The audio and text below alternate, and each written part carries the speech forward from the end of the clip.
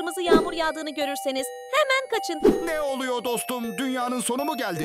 Size anlatacağım ama önce eğer parayı annenizden çok seviyorsanız bunu görmezden gelin. Ama annenizi paradan daha çok seviyorsanız beğenin, abone olun, bu videoyu paylaşın.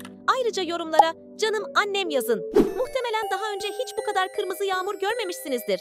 İnsanlar bunun dünyanın sonu olduğunu düşündü. Ama gerçekte bu genellikle çöllerden gelen kırmızı toz veya parçacıkların yağmurla karışarak böyle görünmesine neden olan nadir bir olaydı.